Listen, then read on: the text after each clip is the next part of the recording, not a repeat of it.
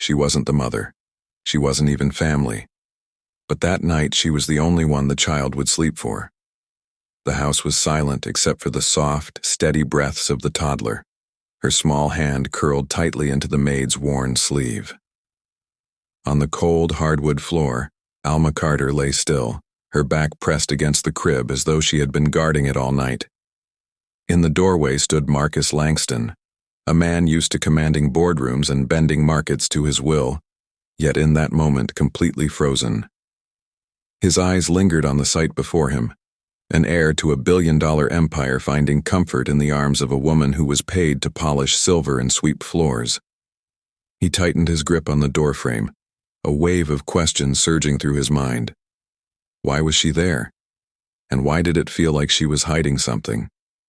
Before we dive deeper, let us know in the comments where you're watching from. We'd love to hear from you, and don't forget to hit that subscribe button so you never miss any of our upcoming videos. Marcus Langston's name was known in every major financial circle. Powerful, feared, and untouchable. He had built an empire brick by brick, deal by deal, and for years, nothing and no one had been able to shake his grip on control. Alma Carter was the opposite in every way. Quiet, almost invisible, she had been in the Langston household for less than a year, and though she carried out her duties with precision, no one could recall much about her life outside those walls. She had no known family nearby, no visitors, no phone calls that anyone could remember. Then there was Isla Langston, just 2 years old, the only child of Marcus, and the center of the family's legacy. Yet on that night, Marcus found Alma not in her quarters, but sleeping on the nursery floor beside Isla. Why would she do that? What could bind them so closely that the child refused any other comfort? And what exactly had Marcus seen in that moment that drove him to quietly order a full investigation into the one woman his daughter seemed unable to live without? Alma Carter had come from a quiet southern town, the kind of place where everyone knew each other's names and news traveled faster than the wind. She arrived at the Langston estate after answering an ad for live-in help, a position that promised stability but offered little in the way of comfort. From her very first day, something unusual happened. Isla Langston, a child known for her restless nights and stubborn refusals, reached out for Alma. It was a connection even Marcus Langston and his late wife had struggled to forge. Marcus noticed it, but as a man who measured worth in results and returns, he didn't dwell on the why. His world was one of power moves and precise timing, a place where weakness was never shown. At home, he treated family like a legacy to be maintained rather than relationships to be nurtured. It was within this cold precision that Alma began to see small things others overlooked. Faint bruises on Isla's arms brushed off by Marcus as playground accidents, whispers among the staff about the billionaire's wife leaving suddenly months earlier. At night, long after the house had gone still, Alma would sit on the nursery floor, humming a gentle lullaby while Isla's tiny fingers curled into the fabric of her dress, the child's breathing slowly falling into rhythm with the melody. It became a ritual neither of them could seem to live without, and one Marcus would one day witness with a look Alma would never forget. The night Marcus Langston returned from his overseas trip was not meant to be remarkable. His flight had landed hours ahead of schedule, and the driver who collected him from the airport was told not to alert the household. Marcus preferred to arrive unannounced, a habit born from years of running a business where surprises kept people sharp. He walked through the vast marble foyer, his footsteps echoing against the silence, and headed toward the nursery without knowing exactly why. The door was ajar, a thin slice of dim light spilling into the hallway. Inside, Alma Carter lay on the hardwood floor, her back pressed against the crib, her arm resting protectively near Isla Langston, who was curled against her as though the space between them was unsafe territory. For a moment Marcus froze, confusion hardening into anger. "What are you doing here?" he demanded, his voice low but edged with authority. Alma startled awake, her eyes darting to the child before meeting his. "Please, don't move her," she whispered. "She hasn't slept in 3 nights without crying out." Marcus almost snapped back, But something caught his attention, his daughter's tiny chest rising and falling too quickly. Even in the stillness of sleep, her heartbeat was racing, pounding against her ribs like a drum. And that's when Marcus realized this wasn't about comfort. It was about fear. Marcus Langston did not confront Alma Carter again that night. Instead, he stood in the doorway a moment longer, watching the rise and fall of his daughter's chest before turning away without a word. By morning, his orders were clear. A trusted associate was tasked with running a full background check on Alma. Every address she had ever lived at, every employer, every piece of her past. The results came back within days. Nothing alarming, nothing criminal, not even a parking ticket. To Marcus, that was almost more troubling. People always had something in their history, but Alma's record was spotless, too clean to be entirely believable. When he questioned her privately, she didn't flinch. She told him Isla woke up screaming whenever she was left alone, that the only way to settle her was to stay close enough for her to feel a hand or hear a voice.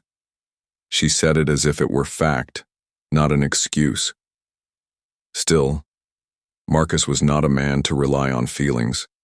He brought in a private investigator, someone whose discretion was as valuable as their skill. Within weeks, the man uncovered details Marcus had never heard before. The child's mother hadn't simply left, she had vanished. No forwarding address, no public sighting, no trace. The investigator also noted an unusual pattern. The household staff rarely stayed longer than a few months. Maids, nannies, and cooks cycled through at a rate that suggested something was wrong behind closed doors. Then came the whispers of suspicion. Could Alma have been involved in the mother's disappearance? A neighbor swore they had seen her outside late one night, carrying something wrapped in a dark blanket. It was impossible to know what it was, but the image lodged itself in Marcus's mind like a thorn. The breakthrough came in the most unexpected way. The private investigator, combing through old family footage in search of anything unusual, stumbled upon a home video buried in a digital archive. In it, the missing Mrs. Langston sat in a sunlit nursery, cradling baby Isla and singing softly. The melody was unmistakable, the exact lullaby Alma Carter hummed every night. Marcus Langston listened in silence, his jaw tightening as the realization took shape. This was no coincidence. When confronted, Alma did not deny it. She admitted she had known Isla's mother years before, long before the mansion, the wealth, and the title of Mrs. Langston. They had been best friends once, inseparable until life sent them down different paths. Weeks before the mother disappeared, she had reached out to Alma, her voice trembling over the phone. She said she feared for her life, that she didn't trust the people around her, and that Alma was the only one she could rely on to keep Isla safe. Marcus was struck by the weight of her words, by the realization that this quiet maid might be the only living link to the woman he had once called his wife. But when he pressed for details, where she had gone, what had happened, Alma stood firm.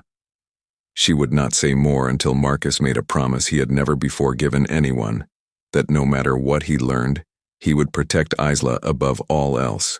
When Marcus Langston finally agreed to her condition, Alma Carter's guard lowered, and the truth came in slow, deliberate words. Isla's mother had not vanished in some sudden act of recklessness. She had left to escape Marcus's control.